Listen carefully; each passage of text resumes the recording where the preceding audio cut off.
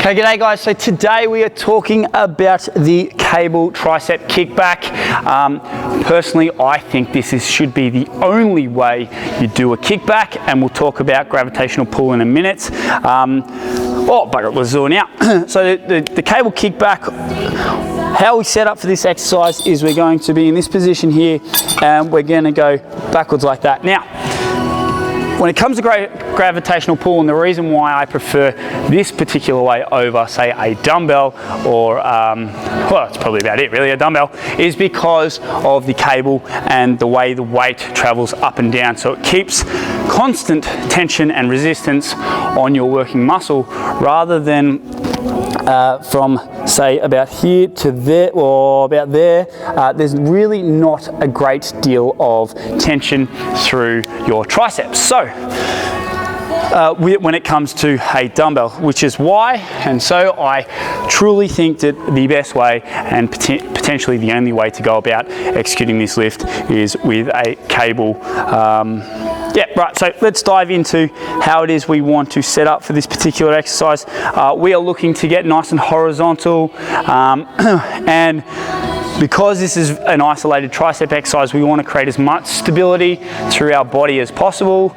We can use things such as the rack itself, or we could use our own body in order to put ourselves in the best position possible. So first things first, when we are setting up, our legs want to be nice and locked in, and we want to make sure that we screw our feet in and push our knees slightly out, because that'll activate our glutes. Now, this doesn't need to be a hard screw in, but we do want a little bit of a screw, because when our glutes are activated, it means it's going to take the load off our lower back.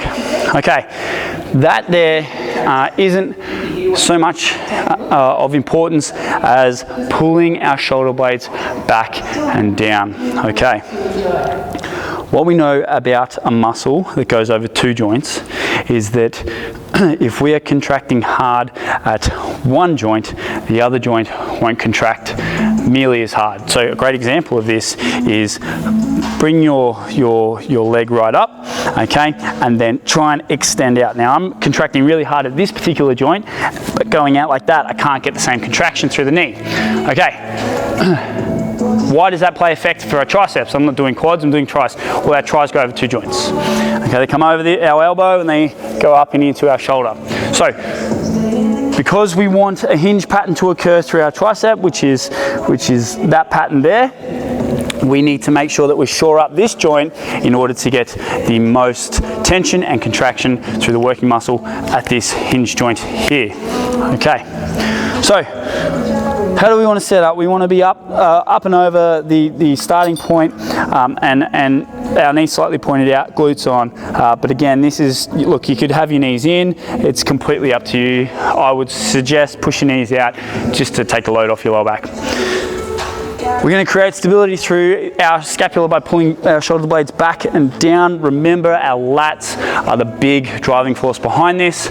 So we want to make sure that we're rocking back and pulling back and down. And we're going to be up and over. So I'm going to use this as a stable base, but you can use your other leg. Placement of the arm. Where we want to place, or our starting position here, is that we want to be right up into a right angle from this position, and we're thinking right angles from our shoulder joint to our elbow joint to our hands, okay? So we're in a right angle in this position, and we're literally, as the name suggests, we're going to kick back and up as high as we possibly can. Some of the pitfalls with this particular exercise is, firstly, we're not pulling our shoulder blades back and down hard enough, so we're going to lose tension through that working muscle. Okay, it should feel at the top portion of this lift that you have a big ball, like a tennis ball or a golf ball, sitting in the back of your tricep. That way you know that your triceps are really engaging. Also, the weight can be too heavy, so people start to swing and they start to use the lack of gravitational pull in their favor, especially with a dumbbell. They start to come all the way up and back and down. Right, so let's go through our rep first. Might even go a little lighter. Oh no, it's gonna be too easy. Okay, so we're gonna pull our shoulder blades back and down. We're gonna keep these elbows up nice and high. And like I said, because of this cable, we're able to get our full range of motion in, versus if I had a dumbbell, it'd be pretty well suspended without any gravitational resistance. In this position here. So shoulder blades back and down. I'm using this as a bit of a stable platform. Knees are slightly out so my glutes take most of the load. From here I'm going to kick back and hold at the top. We're going to control the load down and kick. Control, pause, kick. Okay, something to be wary of is to make sure that we're not using momentum and we're not dropping that elbow. Okay, elbow fixed, shoulder blades back and down, tight back, and just kick. 1, 2, 3. Okay.